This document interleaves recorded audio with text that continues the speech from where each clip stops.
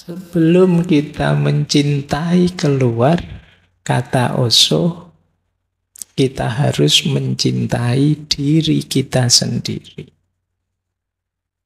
Ini dasarnya sudah. Tidak mungkin kita bisa mencintai yang di luar diri kita kalau kita belum mencintai diri kita. Kata Osho, jika seseorang tidak bisa mencintai dirinya sendiri, dia juga tidak bisa mencintai orang lain. Seorang pria yang mencintai dirinya sendiri mengambil langkah pertama menuju cinta sejati. Ibarat melempar kerikil ke dalam danau yang sunyi. Riak melingkar pertama akan muncul di sekitar kerikil. Sangat dekat dengan kerikil tersebut. Dan kemudian riak itu akan terus menyebar hingga mencapai pantai terjauh. Jika engkau menghentikan riak yang muncul di dekat kerikil, tidak akan ada riak lain sama sekali. Jadi kalau kita melemparkan batu ke sungai yang airnya tenang, itu kan nanti ada buletan gelombangnya. Yang paling awal paling dekat dengan batunya. Terus tambah luas sampai pinggir. Kalau buletan paling awal tidak mungkin ada buletan gelombang selanjutnya. Yang paling awal itu simbol dari cinta kita pada diri kita sendiri. Kalau kita tidak mencintai diri kita sendiri, bagaimana kita bisa mencintai yang lain? Ada uraian selanjutnya. Kata Osho, pria yang mencintai dirinya sendiri akan menghormati dirinya sendiri. Dan orang yang mencintai dan menghormati dirinya sendiri akan menghormati orang lain. Karena dia tahu, sama seperti saya, orang lain juga demikian. Sama seperti saya menikmati cinta, hormat, martabat, begitu pula orang lain. Kalau saya menghargai diri saya tahu caranya menghargai orang lain. Kalau saya mencintai diri saya tahu caranya mencintai orang lain. Oh, ternyata diperhatikan itu enak. Ya saya tahu berarti untuk membahagiakan orang lain saya harus memperhatikannya. Jadi kalau kita peduli dengan diri kita akan tahu apa yang membuat kita bahagia, senang, nyaman, dan pada akhirnya kita bisa melakukannya untuk orang lain. Kalau kita jarang mandi misalnya, terus kita, ternyata tidak mandi 3 hari, tidak apa-apa kok Pak, buktinya saya masih senang-senang saja misalnya. Ya kamu akan cenderung, misalnya ngasih nasihat ke teman, mau sudahlah, tidak mandi, tidak apa-apa. Saya saja contohnya begini, kamu contohnya dirimu. Jadi kalau kamu menghargai dirimu, kamu tahu caranya menghargai orang lain. Kalian misalnya yang terbiasa, apa wis kan ada, kalau ngomong kasar misalnya, lu ternyata ngomong kasar itu asik kok, Pak. Akhirnya kan kamu juga kepada kepada temanmu yang lain juga seneng ngomong kasar. Jadi ibaratnya seperti itu cinta diri itu. Kenapa sih Pak kok harus cinta diri kita dulu? Bukankah lebih enak mengutamakan yang lain dulu loh? Kalau kamu beres dirimu, kamu mencintai dirimu, berarti kamu mengelola dirimu ke tahap yang sangat ideal. Ada lebih banyak hal yang bisa kamu lakukan untuk yang di luar dirimu. Kalau kamu tidak peduli dirimu kacau, acak-acakan, apalagi sakit-sakitan, apalagi, gimana kamu bisa mencintai yang di luar dirimu? Kamu sakit, misalnya batuk, misalnya, kamu tidak peduli kesehatanmu. Akhirnya saya batuk, tidak apa-apa, yang penting yang saya cintai bahagia. Gimana bisa bahagia tiap kali dekat kamu batuk? Nanti dia ya malah nutup mulutnya. Aduh, kamu disuruh pulang, pulang aja. Tidak jadi mesra, malah penyakit. Ya kamu tidak mencintai dirimu. Ngomong juga begitu. Kalau kamu seneng ngomong kasar, ya mungkin tidak kerasan orang di sekelilingmu. Itulah dasarnya. Jadi sebelum kita mencintai yang di luar diri, ayo mencintai diri kita sendiri dulu. Ngopeni diri kita. Itu amanat pertamanya di situ. Maka kata Osho itu yang paragraf ketiga itu menarik. Sokrates berkata, kenali dirimu. Buddha berkata, cintai dirimu. Kata Osho, Buddha jauh lebih benar. Kenapa? Karena jika kamu tidak mencintai dirimu sendiri, kamu tidak akan mengenal dirimu sendiri. Pengetahuan hanya akan muncul kemudian, cinta yang mempersiapkan landasannya. Kalau kita mencintai diri kita, maka kita akan bisa mengenali diri kita lebih dalam. Tidak bisa ujuk-ujuk mengenali. Cinta harus jadi landasannya. Maka ya Sokrates benar sih, tapi Buddha lebih benar, kata Osho. Karena mencintai diri akan jadi landasan kita memahami diri kita lebih tepat, lebih benar. Itulah mengapa dasarnya cinta itu self-love, cinta diri. Baik, yuk kita lanjutkan. Osho juga menjelaskan cinta yang dewasa. Cinta itu tanda orang sudah dewasa. Cinta yang dewasa, kata Osho, manusia menjadi dewasa saat dia mulai mencintai, bukan saat dia mulai membutuhkan sesuatu. Titik tekannya agak berbeda. Yang pertama, penekanannya pada bagaimana mendapatkan lebih banyak. Yang kedua, penekanannya pada bagaimana memberi lebih banyak dan memberi tanpa syarat. Inilah pertumbuhan atau kedewasaan. Orang dewasa itu berarti bagi Osho, coba dilihat dia bisa mencintai enggak. Mencintai itu berarti sudah rela berkorban, rela memberi tanpa syarat enggak. Kalau teman-teman sudah bisa melakukan ini berarti sudah dewasa. Kalau hanya ingin meraih untuk memenuhi keinginan egois kita, itu sebenarnya menunjukkan kita belum dewasa. Jadi tidak sekedar akalnya jalan. Kalau akalnya jalan masih egois, ya belum dewasa sebenarnya. Ukuran dewasa itu kata Osho bisa mencintai. Jadi tidak mencari untuk kepentinganku, tapi berbagi pada yang lain. Orang kok sudah rela berbagi pada sesamanya, pada yang lain. Berarti ini kan mencintai namanya, dia sudah dewasa. Tapi kalau hidupnya masih sibuk mengejar ini, mengejar itu untuk kesenangannya sendiri saja, dia belum dewasa, masih anak-anak. Nah, kalian boleh ngitung ya, dirimu sudah dewasa atau belum. Jadi tidak sekedar dihitung dari sudah sunat apa belum, usianya berapa, enggak. Kalau di Osho sudah bisa berbagi apa belum. Kalau belum, ya belum dewasa. Nah, orang dewasa itu cirinya bisa memberi. Baik, jadi cinta berarti tanda kedewasaan seseorang. Mengapa sih cinta itu kok rasanya sering menyakitkan? Kata Osho, cinta itu menyakitkan karena menciptakan jalan menuju kebahagiaan. Cinta itu menyakitkan karena dia mengubah. Cinta adalah transformasi. Setiap transformasi akan menyakitkan karena yang lama harus ditinggalkan demi yang baru. Yang lama sudah familiar, aman. Yang baru sama sekali tidak diketahui. Engkau akan bergerak di lautan yang belum dipetakan.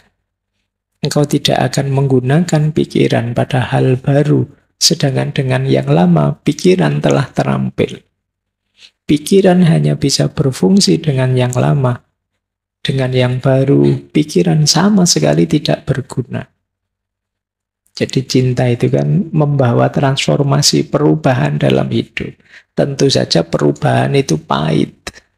Karena kita berhadapan dengan situasi baru yang tidak sama dengan sebelumnya. Oleh karena itu, rasa takut pun muncul. Meninggalkan dunia lama yang nyaman, aman, mudah, menimbulkan rasa sakit. Sakit yang sama dirasakan seorang anak ketika keluar dari rahim ibunya.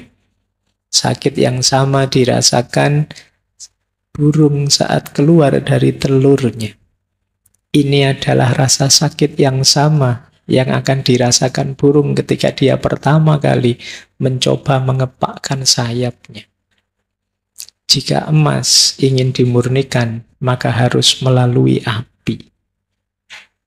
Cinta adalah api. Karena kepedihan cinta, jutaan orang menjalani hidup tanpa cinta. Mereka juga menderita, dan penderitaan mereka sia-sia. Menderita dalam cinta bukan penderitaan yang sia-sia. Menderita karena cinta itu kreatif. Karena membawa Anda ke tingkat kesadaran yang lebih tinggi. Menderita tanpa cinta adalah satu kesia-siaan karena tidak membawa kita kemanapun. Membuat Anda terus bergerak dalam lingkaran setan yang sama. Jadi cinta itu membawa perubahan besar dalam hidup kita. Cinta itu memurnikan kita, menyucikan kita.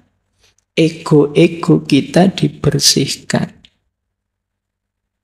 Itu yang membuat tidak nyaman. Biasanya kita mengejar kesenangan, kenyamanan kita. Sekarang berubah. Kita dituntut untuk peduli, untuk perhatian. Untuk tidak sekedar mencari kesenangan kita sendiri. Itulah yang menyakitkan memang. Mau apa-apa, pengen santai-santai baru berbaring sebentar di WA. Terpaksa baca WA karena kalau telat bales 3 menit, urusannya bisa panjang. Itu kan ini menyakitkan. Harus capek-capek peduli, mikir, dan lain sebagainya. Ya contohnya tidak hanya dengan pasangan, bisa dengan anak, bisa dengan sahabat, bisa dengan orang tua, bisa dengan siapa saja yang kita cintai. Itu kan mengubah kita, mentransformasi diri kita. Memang prosesnya menyakitkan, tapi sakit yang kreatif. Sakit yang menciptakan diri kita jadi manusia yang lebih baik. Jadi manfaatnya kembali ke kita. Disitulah pentingnya kita menguatkan diri menahan sakitnya cinta. Mungkin ada yang begitu dapat pasangan kelihatan tambah kurus gitu, mikir macam-macam tiap hari. Itu beratnya cinta gitu di situ. Wis pokoknya kamu ndak kopen sudah akhirnya. Tapi jiwamu tumbuh. Seperti emas ilustrasinya Osho kan. Emas itu ya kalau ingin lebih banyak manfaatnya, ingin lebih murni, dia harus ditempa dalam api. Menyakitkan, tapi setelah itu akan jadi sangat berharga.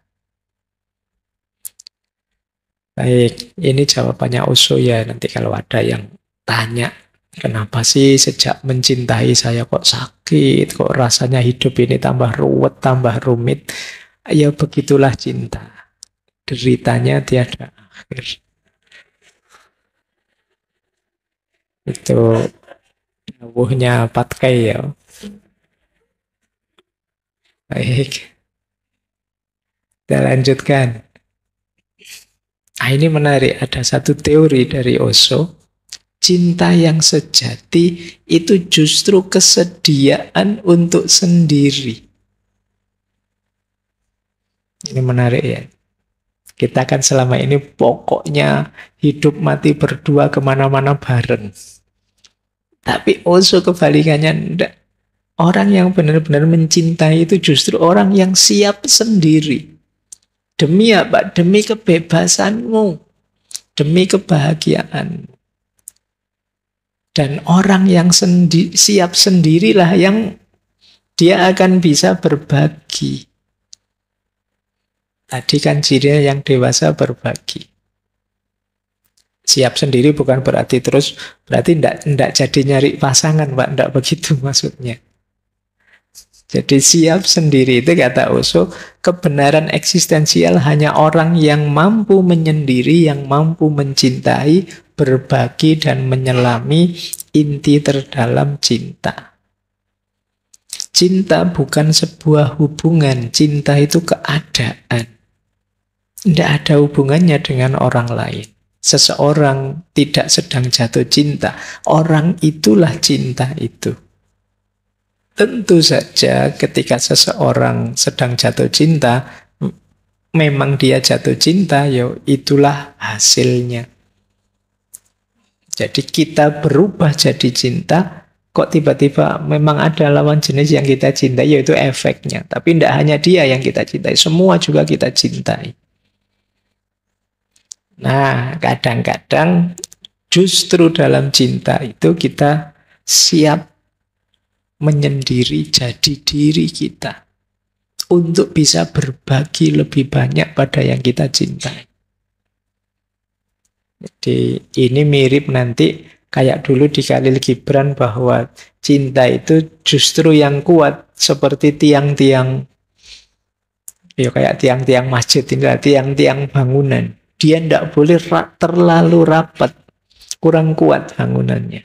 Biarkan berdiri sendiri di posisinya masing-masing sebagai dirinya sendiri, justru ketika tidak terlalu rapat akan lebih kuat. Tiang itu kalau sebanyak ini tiang terus dikumpulkan yang tengah, ambruk masjidnya. Tapi kalau biarkan berdiri di posisinya dengan karakter dan fungsinya, justru lebih kuat. Itu yang disebut kesediaan untuk sendiri. Kan banyak orang mencintai itu, kita harus bersama terus mengorbankan karakterku, kamu korbankan karaktermu, kita dalam bersama. Justru tidak kuat. Biarlah masing-masing dalam keunikan kita sendiri, itu yang dimaksud kesediaan untuk sendiri. Dan jangan tuntut dia untuk ikut keinginanmu, demikian juga sebaliknya. Bahkan nanti di salah satu tulisannya Osho bilang, cara mencintai yang cerdas adalah justru siap memberikan waktu, memberikan break pada yang dicintai. Jadi kalau Mas, kok tiap malam minggu sampai napel atau capek aku, mbak libur lah sebulan itu. Lu itu boleh kalau kayak gitu, mungkin ada jenuhnya, ada ya monggo saja, ada breaknya. Jangan dianggap itu terus tidak cinta lagi. Justru mungkin disitulah akan kelihatan buktinya dari cinta. Bahwa aku siap melakukan apapun demi dirimu. Aku siap berbagi apapun. Itu di antara yang disampaikan oleh Osho. Terus, ini loh antara lain yang sering menutupi cinta kita. Kata Osho, apa yang engkau sebut cinta seringkali bukan cinta.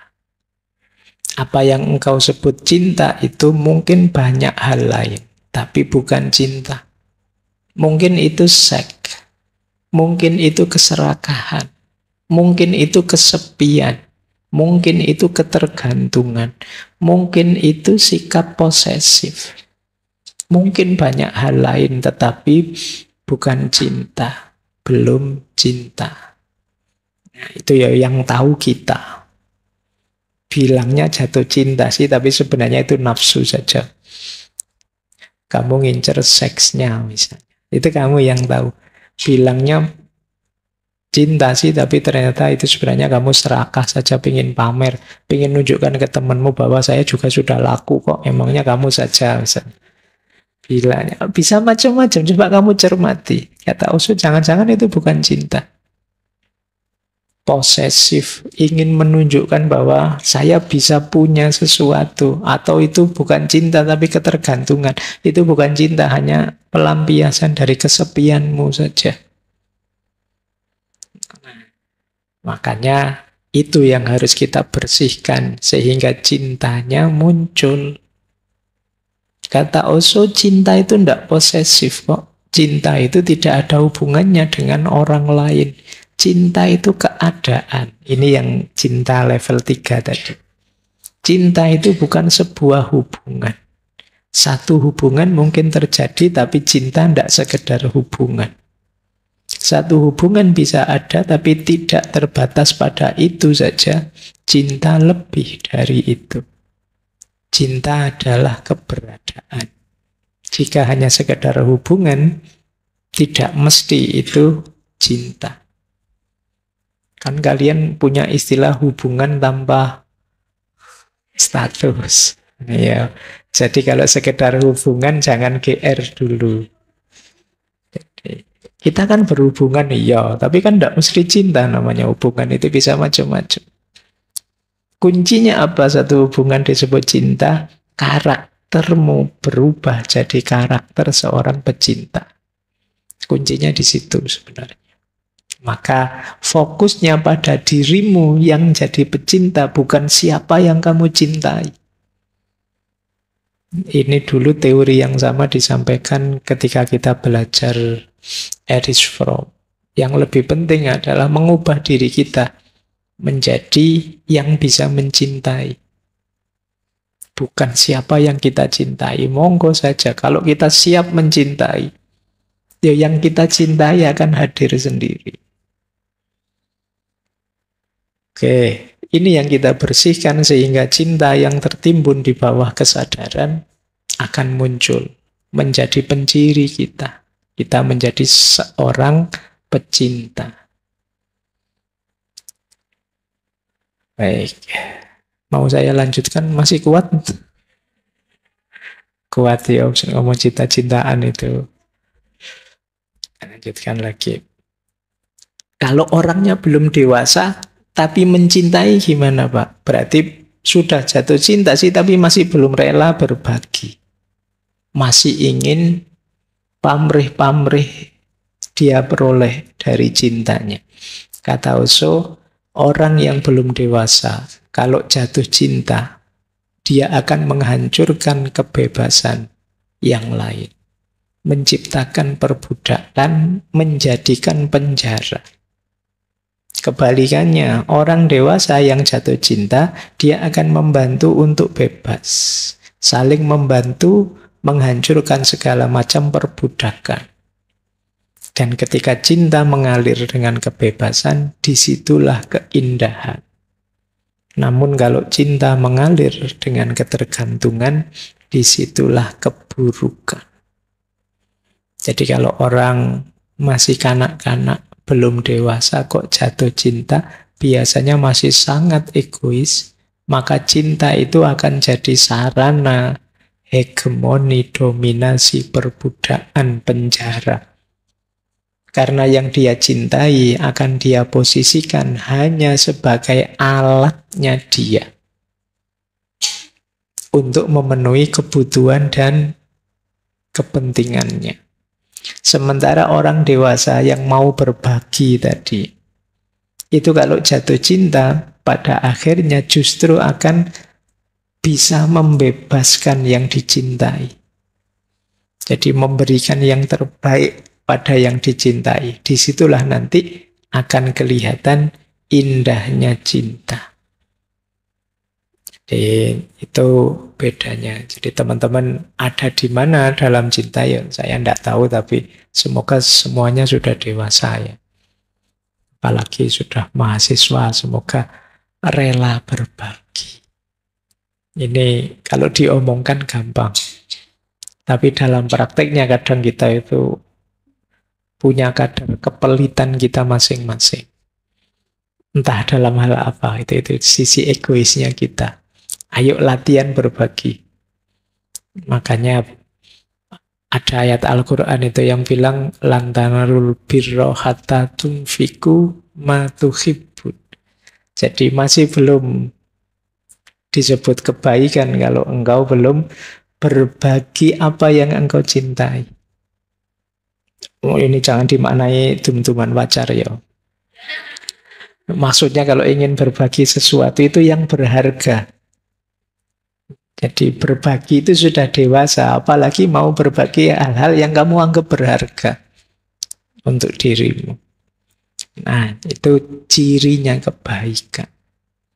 Kalau masih enggak, kalau masih saya punya yang jelek-jelek, barang-barang jelek tak bagi ke orang, itu masih belum kebaikan kan. Karena orang lain hanya kamu anggap tempat sampah saja. Jadi wadahnya barang-barang yang kamu tidak suka. Tapi baik itu, ini saya masih suka nih. Tapi ya sudahlah, kasih sama orang yang lebih butuh mungkin. Nah, ini baru kebaikan. Nah, jadi memang berbagi itu cirinya orang sudah dewasa, sudah matang. Kalau mencintai, ya yang ada di pikirannya untuk kebaikan yang dicintai. Inilah cinta yang dewasa. Ini ilustrasi dari Osho menarik. Kenapa cinta itu jangan hanya kepemilikan. Karena kalau kepemilikan, ini loh yang terjadi. Mula-mula sang suami mencoba menjadikan istrinya sebagai miliknya. Dan begitu istrinya menjadi miliknya, ia pun kehilangan minat. Wong sudah dapat mau apa? Ya kan? Itu yang terjadi. Makanya jauhan. Kan banyak yang bilang, sudah menikah terus gegeran itu. Dulu kelihatan apa, sekarang lihat apa. Kan gitu begitu. Lu dulu belum dapat, makanya dikejar-kejar. Sekarang sudah dapat, sudah dinikah. Selesai tantangannya.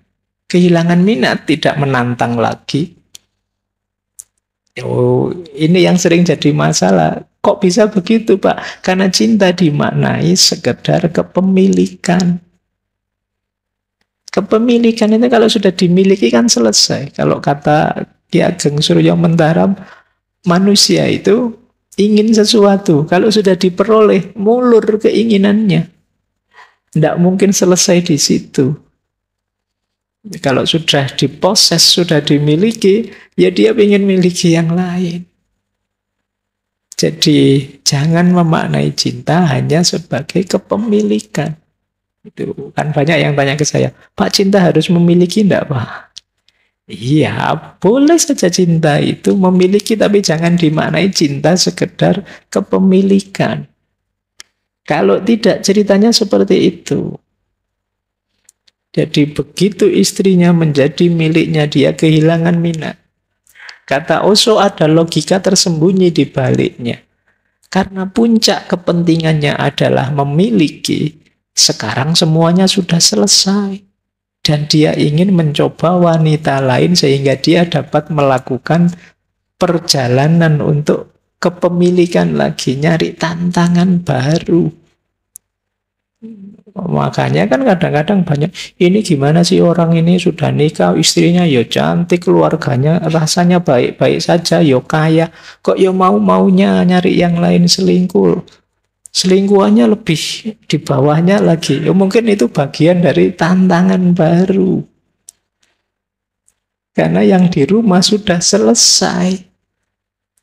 Kelirunya di mana? Pemaknaanmu terhadap cinta hanya sebagai kepemilikan. Ya kepemilikan ya kalau sudah dimiliki sudah. Yo, semakin banyak kepemilikannya ya nanti semakin kaya kan. Sederhananya kan begitu. Wong manusia itu kalau urusan kepemilikan kan kata Al-Quran, alhaakumut takasur. Jadi tidak ada berhentinya. Ingin lebih lagi, ingin lebih lagi. Baik, maka ya kalimat ilustrasi ini menegaskan tidak cinta jangan hanya dimaknai sekedar posesif, kepemilikan. Lanjut. Baik, kita lanjutkan. Ini menarik kalimatnya. Kalau engkau menyukai sekuntum bunga, jangan dipetik. Karena dia akan mati dan tidak lagi menjadi hal yang engkau sukai. Jika engkau mencukai sekuntum bunga, biarkan saja dia seperti adanya. Cinta itu bukan tentang kepemilikan. Cinta adalah tentang penghargaan. Ini sekalian ngertilah maksudnya ya, kalau ketemu ini hubungannya dengan posesif tadi. Kita itu cenderung ingin mengambil, memetiknya hanya untuk kepentingan kita. Padahal kalau sudah jadi milik kita, itu kita tidak tertantang lagi. Karena dia akan kita ubah sesuai keinginan kita, tidak seperti dirinya semula sebelumnya. Padahal yang kita sukai, kita cintai itu dia yang sebelumnya tadi. Sekarang kita ubah dia sesuai keinginan kita karena jadi milik kita. Maka jangan heran pada akhirnya kamu sendiri merasa, kemana dulu rasa yang ada ini kok sekarang pergi? Karena engkau yang mengubahnya sendiri.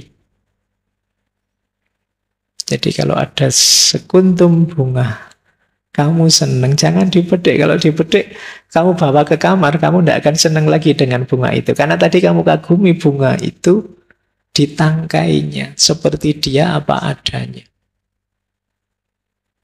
Ini ilustrasi dari tadi loh, bagaimana kita menghargai cinta. Tidak sekedar ingin memiliki. Justru indahnya ketika kita biarkan dia seperti adanya. Itu yang disebut cinta itu membebaskan. Jadi prinsip dasarnya memang freedom, kebebasan. Baik. Nah ini menarik, kata Osho, ini sisi religiusnya. Cinta juga akan membawa kita kepada Tuhan. Bagaimana ceritanya? Itu kalimatnya Osho. Kekasih, aku mencintaimu. Cinta adalah pesanku. Biarlah itu menjadi pesanmu juga. Cinta adalah warna dan iklimku. Bagiku, cinta adalah satu-satunya agama. Yang lainnya hanya sampah. Yang lainnya hanya mimpi yang menggetarkan pikiran. Cinta adalah satu-satunya hal penting dalam hidup. Yang lainnya hanya ilusi. Biarkan cinta tumbuh dalam dirimu dan Tuhan akan hadir dengan sendirinya. Jika engkau merindukan cinta, engkau akan merindukan Tuhan dan segalanya. Mereka yang mengenal cinta pasti mengenal Tuhan, namun tidak sebaliknya. Mereka yang hanya berpikir tentang Tuhan dan berfilsafat tentang Tuhan mungkin tidak pernah tahu tentang cinta dan juga tidak akan pernah tahu tentang Tuhan. Jadi mencintai adalah jalan untuk sampai pada Tuhan. Kalau versinya Osho, ya mungkin bisa kita geser sedikit ke pendapatnya Imam Ghazali kalau teman-teman membaca Kimia Usa'adah. Di situ beliau menjelaskan ketika kita mencintai apapun, coba kita dalami sekalian cinta itu dan dalam aspek terdalamnya cinta, di situ kita akan ketemu cinta ilahiyah. Cinta pada Tuhan. Misalnya, kalau teman-teman cintanya pada yang cantik-cantik, yang ganteng-ganteng, yang indah-indah, itu kalau kita teruskan sampai ketemu puncaknya cantik dan indah, yang maha indah itu kan Allah, Tuhan. Jadi cinta pada keindahan akan membawa kita pada Allah. Kalau kita cinta yang kuat-kuat, yang gagah, yang punya kekuasaan, Mungkin ada yang senang jabatan, itu kan cinta kekuasaan. Kalau kita lanjutkan sampai dalam dengan refleksi kontemplasi, bukankah puncaknya yang maha kuasa adalah Tuhan, adalah Allah. Kalau kita senang dengan orang baik, saya cinta padamu karena kamu baik. Loh, itu kalau kita sadari lebih dalam, orang yang hanya membuat kebaikan sedikit saja pada kita, kita bisa jatuh cinta padanya. Apa kita lupa Allah yang maha baik pada kita? Jadi ini ilustrasi dari Imam Ghazali. Sederhananya bahwa lewat jalan cinta itu kita bisa sampai pada Allah. Kalau di Osho kan tadi lebih ekstrim. Orang yang mengenal cinta akan mengenal Tuhan. Tapi orang yang sekedar memikirkan Tuhan pasti tidak akan ketemu cinta dan kemungkinan juga tidak akan ketemu Tuhan. Kenapa? Pikiran itu terbatas. Banyak filosof-filosof yang menggunakan akalnya untuk membuktikan Tuhan, pada akhirnya tidak ketemu dan terus kesimpulannya jadi ateis. Ada jawaban menarik. Dulu pernah kita bahas jawabannya presiden pertama kita, Pak Soekarno itu. Satu ketika beliau ditanya, "Wahai Pak Presiden, sampean kan punya banyak anugerah doktor honoris causa karena kepandaiannya. Sampean yang punya banyak gelar doktor honoris causa itu apa masih percaya Tuhan? Buktinya apa? Kok masih percaya dengan Tuhan itu?" Jawabannya Pak Karno, "Saya tidak tahu buktinya apa adanya Tuhan itu. Argumen apa yang pas untuk menjelaskan adanya Tuhan. Tapi beberapa pengalaman hidup saya mengindikasikan Tuhan memang ada. Kalau tanpa campur tangannya Tuhan, tidak mungkin peristiwa-peristiwa ini terjadi." Itu salah satu contoh. Jadi membuktikan Tuhan tidak hanya pakai akal, tapi dari pengalaman kita. Ada banyak yang tidak ngira ya tiba-tiba bisa melakukan itu. Kejadiannya bisa begitu. Misalnya seperti proklamasi kemerdekaan. Itu kan sebenarnya Pak Karno tidak ingin hari itu memproklamasikannya. Masih ingin mengurus beberapa hal lagi, tiba-tiba dipaksa oleh anak-anak muda, diculik, dipaksa. Loh, ini kan yang kerja kuasanya Tuhan. Bahkan saya tidak ingin pun diseret-seret sampai ke titik itu. Itu tidak mungkin kebetulan. Ini contoh, salah satu contoh untuk menunjukkan bahwa pembuktian Tuhan ya tidak selalu dengan akal.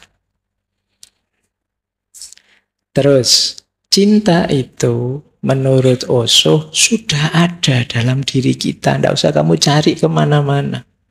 Kualitas, karakter, sifat, kemampuan mencintai itu kita sudah bisa. Hanya saja tertimbun oleh banyak hal dalam diri kita, oleh ego kita, oleh ambisi kita, dan lain sebagainya. Maka kata Osho, seringkali aku mengatakan pelajarilah seni mencintai.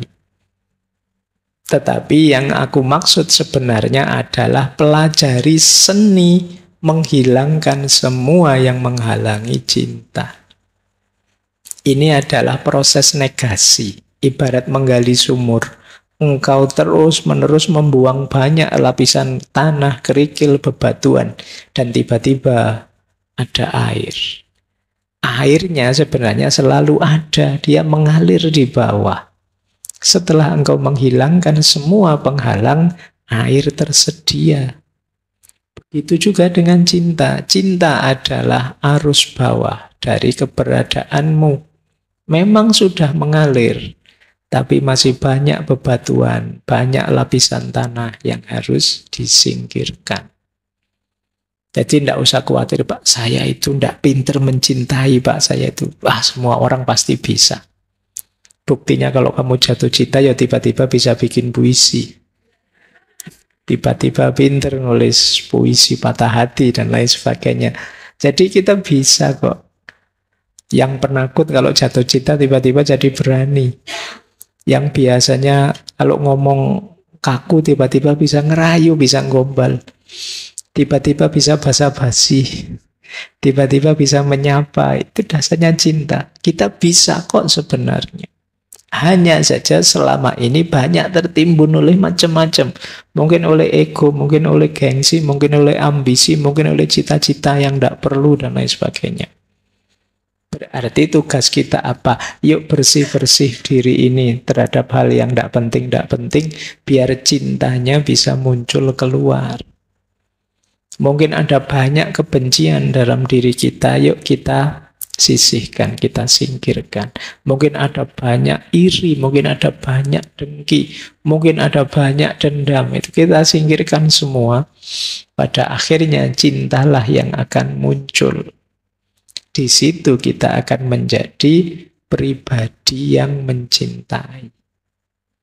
Jadi prosesnya bukan latihan mencintai. Pak, saya tak latihan caranya gombal gimana caranya. Enggak usah. Kamu sudah otomatis bisa kalau itu. Gimana ya Pak caranya peduli? Loh, kalau kamu cinta beneran, otomatis muncul kepedulian. Tapi enggak bisa, Pak. Saya rasanya sudah jatuh cinta, tapi kok enggak bisa peduli, ya belum cinta berarti. Itu gerakan otomatis sudah ada di bawah kesadaran. Jadi jalannya berarti apa? Bersihkan. Mungkin kamu belum cinta, masih pamrih-pamrih, masih dagang, masih negosiasi dengan yang kamu cintai. Kalau itu sudah murni cinta, otomatis kamu siap berkorban, otomatis kamu peduli, otomatis kamu ingin membahagiakan.